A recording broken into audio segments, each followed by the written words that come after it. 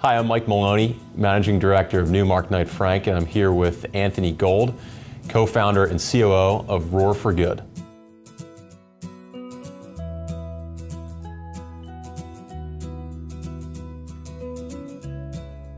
When we started digging into the stats of assaults against women, we realized how awful it is. 1 in 4 women on a college campus will be victims of rape or attempted rape. In fact, every 2 minutes in this country, a woman is assaulted in some way. It's just so awful. And we wanted to build a company that could help make a difference. And so we came up with the idea of using wearable technology, something that you could wear that could do a few things. 1, if you felt threatened, that it could emit an alert that could actually potentially deter an attack. And 2, if you were in trouble, get immediate help. And 3, something that could not be used adversely against the person wearing it. That's what we set out to do, and we came up with this idea for a device called Athena. We named it Athena after the Greek goddess of wisdom and courage and strength. And Athena looks like this. It's a piece of wearable technology that has a button on it. And if you feel threatened, you press this button and it emits an audible alert, 90 decibel alert, and it sends your GPS coordinates to emergency contacts. And so when we had the idea for Athena, we knew that we didn't just want to go build it because it didn't matter how great we thought the idea was. What matters is what does the market think about the idea. And so the first thing that we did was we actually just took our Photoshop images of what we thought Athena could look like, just our mock-ups, and we did a crazy thing with them. We took them onto the streets of Philadelphia and into subway stations and coffee shops, and we went up to total strangers, basically tapped them on the shoulder and said, "Excuse me, can I ask you about this product that we're thinking of designing?" And you might think that's an easy thing to do. It's very uncomfortable, very awkward going up to total strangers on the streets of Philly and tapping them. But that's what we did, and we got great feedback. But a lot of people, they kept saying the same thing. They said, "I love it. I would buy one of these. I'd buy one for my wife, for my sister, for my daughter, for myself."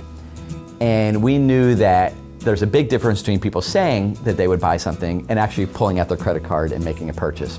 We launched a crowdfunding campaign, not so much to raise money. We launched the campaign really to validate that people would actually buy something, pay for something, and pay for something that they wouldn't get for several months later.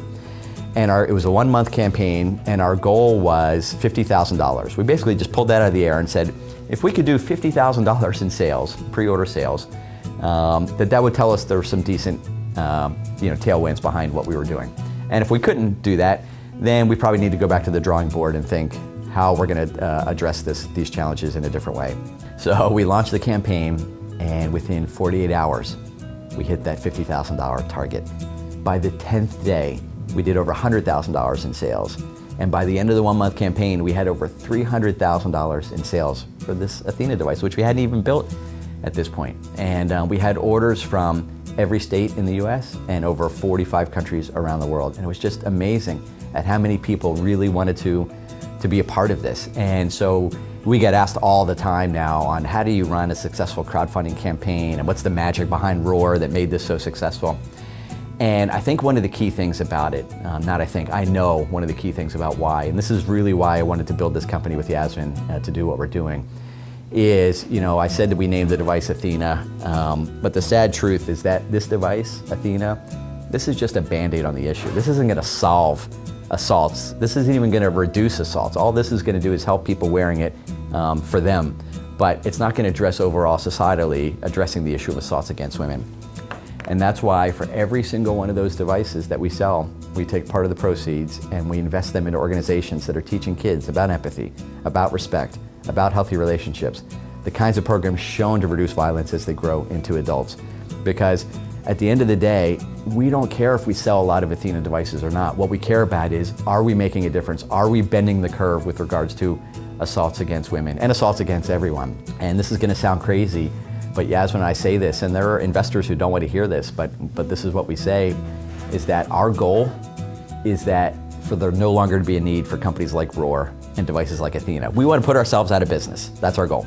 We don't want there to be a need for companies like that. We want to get to a point where actually we've made a difference, so much of a difference, that women and everyone can live their life boldly and walk down city streets and not worry about being harassed, not worry about being attacked. Or women in the home don't have to worry about domestic violence, that society has moved so much that we no longer have to worry about these things. Unfortunately, we're not there today. We have a lot of work to do, but that's our goal, that one day we'll be able to see that.